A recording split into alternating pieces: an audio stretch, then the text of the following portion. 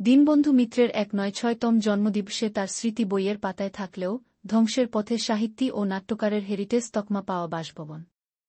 জরাজীর্ণ অবস্থায় দাঁড়িয়ে রয়েছে এই ভগ্নপ্রায় প্রাচীন অট্টালিকা। কিন্তু তার প্রতিটি ইটের রন্ধ্রে রন্ধ্রে জড়িয়ে রয়েছে নানা ইতিহাস। সঠিক রক্ষণাবেক্ষণের অভাবে কালের গর্ভে হারিয়ে যেতে বসেছে জেলারই এক ঐতিহাসিক স্থান। নীলদর্পণ বইয়ের লেখক দীনবন্ধু মিত্রের বাড়িটি বর্তমানে এখন কার্যত ভুতুড়ে বাড়ির রূপ নিয়েছে। বাড়ির গা বেয়ে নেমেছে গাছের ঝুড়ি। ২০১০ সালে হেরিটেজ হিসেবে গণ্য হলেও দেখে বোঝার উপায় নেই। বিশাল দরজাগুলি ক্ষয়ে গিয়েছে আর জানলা বলতে এখন শুধুই আগাছা আর লতাপাতা রয়েছে। বনগাঁ মহকুমার অন্তর্গত গোপালনগর থানার চৌবেড়িয়া গ্রামে দীনবন্ধু মিত্রের বাসভবনের অবশিষ্ট অংশ পড়ে রয়েছে ১৩ কাঠা এলাকা জুড়ে। বনগাঁ শহর থেকে ২২ কিলোমিটার দূরে অবস্থিত চৌবেড়িয়া দীনবন্ধু মিত্রের জন্মস্থান হিসাবে পরিচিত।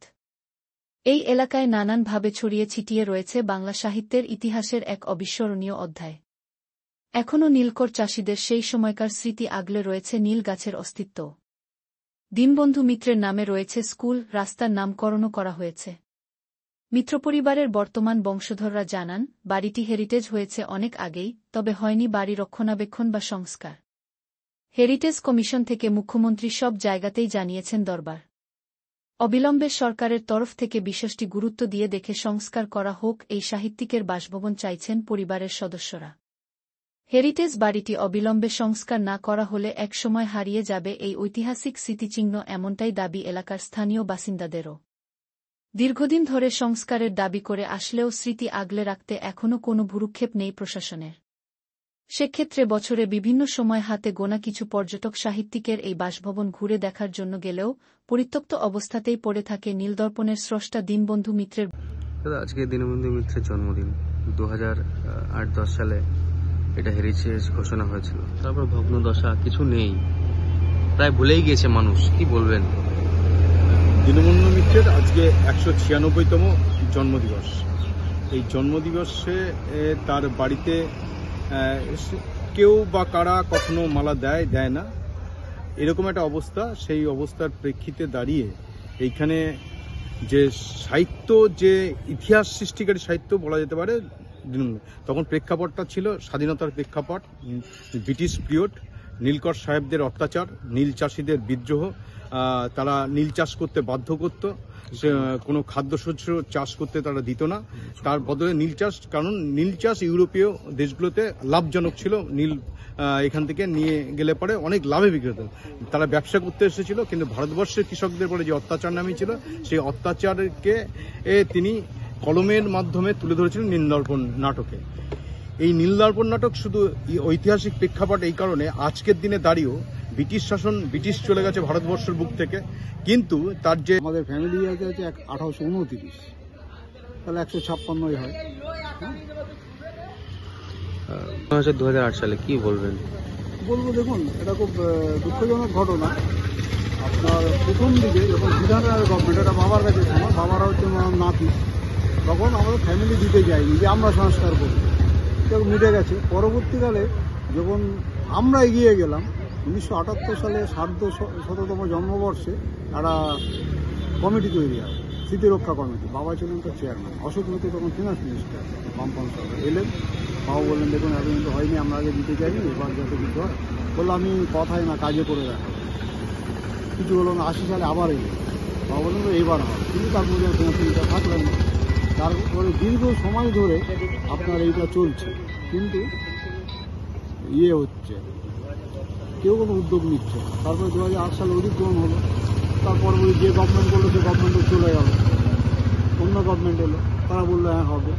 তার মধ্যে তাদের কিছু, মানে কি বলবো, আমাদের মুখ দিয়ে বেরোনো ঠিক না, যে কিছু জানা না দিন তো সে বলছে কৃষ্ণনগরে জন্ম, কিন্তু আমাদের বাড়ির ওই পাশটায় ঠাকুরদা বাবাকে দেখিয়েছে, বাবা আমাদের দেখিয়েছে, বাবা কাকা জন্ম ভিটা এইটা। উনি বললেন উনি এখানে জন্মাবেন, খুব আকর্ষণ। আমি তাকে বলেছিলাম, আপনি যাবেন কিছু না জেনে কেন? না, আমি জানি না, আপনি কিছু জানেন, আমি তার পপুত্র হিসেবে বলছি, আপনি যাবেন, আমি দেখিয়ে দেবো তার আতুর ঘরটা কোথায় ছিল, হয়তো ধ্বংসাবশেষ হয়ে গেছে, সেই জায়গাটা দেখিয়ে দেবো। এইভাবে চলছে। তো এখানে কোনো পলিটিক্যাল উদ্যোগ না, আর এগুলো পলিটিক্যাল উদ্যোগ ছাড়া হবে না, অথচ এটা আস্তে আস্তে আজ থেকে 50 বছর আগে করলে যেটা হতো আজ কিছুই নেই, তো দেখতেই তো পাচ্ছি। এই হচ্ছে অবস্থা। আমাদের আক্ষেপ যে আর যেটা বিভিন্নভাবে তোলা হচ্ছে যে আমরা জমি দিচ্ছি না, সর্বৈবভাবে মিথ্যা। আমরা জমি দেওয়ার জন্য এগিয়ে বসে আছি এবং উমাপদ চ্যাটার্জি সম্ভবত 15-16 সালে ওই principal secretary culture department Paschimbanga গভর্নমেন্টে, আমি নিজে দেখা করছি, ভদ্রলোক ভীষণ ইন্টারেস্টেড ছিল, তো তিনিও আর করে উঠতে পারলেন না। তিনি তারপর ওদের তো ট্রান্সফার হয়। তার আগে পি রমেশ কুমার ছিলেন বনগাঁর এসডিও, উনি খুব চেষ্টা করেছেন, যাওয়ার আগে বলে গেল আমি পারলাম না, সরি টু সে, আমি তো চলে যাচ্ছি। আমার সাথে দেখা হচ্ছে নদিয়া রেডিয়াম, বলছি কিছু হলো, আলাম স্যার কিছুই হয়নি। এটা বলছি সে 1988, 89, 90। 2008 সালে হেরিটেজ ঘোষণা হয়েছিল। একটু এটা সংশোধন করতে হবে। 2010-এ 20শে April West Bengal heritage commission থেকে এই বাড়িটা অধিগ্রহণ করা হয় হেরিটেজ বাড়ি হিসাবে। তারপর থেকে তো এই ভগ্নদশা। হ্যাঁ, তারপরে হেরিটেজ কমিশন থেকে আমাদের সঙ্গে যোগাযোগ করা হয়েছিল এবং একটা ফরম্যাট আকারে কিছু তথ্য, বাড়ি সম্পর্কে কিছু তথ্য, জমি সম্পর্কে তথ্য জানতে চেয়েছিল এবং আমাদের পরিবারের তরফ থেকে যদি কোনো সুপারিশ থাকে তাহলে সেটাও জানতে চেয়েছিল। এই ফরম্যাট আকারে একটা ফর্ম আমাকে দেওয়া হয়েছিল। আমি সেই ফর্মটা ফিল আপ করে এবং আমার কিছু সুপারিশ, যেমন বাড়িটা বর্তমান অবস্থাকে অক্ষুণ্ণ রেখে সংস্কার, মানে পুরো বিল্ডিংটাকে নষ্ট না করে দিয়ে এইটাকে কি করে রক্ষা করা যায়, স্মৃতিটাকে রেখে সংস্কার করা, এক। দুই হচ্ছে বাড়িটা একটা বাউন্ডারি লাইন, প্রাচীর। তিন হচ্ছে যে একটা গ্রামীণ লাইব্রেরি, যেহেতু এই অঞ্চলে কোনো গ্রামীণ লাইব্রেরি নেই। চার হচ্ছে একটা মুক্ত মঞ্চ। আমি এইগুলো দাবি জানিয়ে হেরিটেজ কমিশনকে অ্যাকনলেজমেন্ট চিঠি করি, ফর্মটা পাঠিয়ে দেই।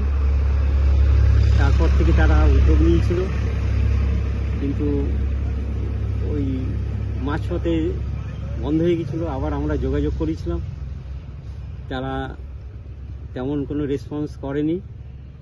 আমি পরবর্তীকালে মুখ্যমন্ত্রীকে একটা আবেদন করেছিলাম এই বাড়িটা সংস্কারের ব্যাপারে, এবং 2018 সালে আমি পশ্চিমবঙ্গ সরকার একটা সিদ্ধান্ত নেয় যে মনীষীদের বাড়িতে তাদের জন্মদিন পালন হবে।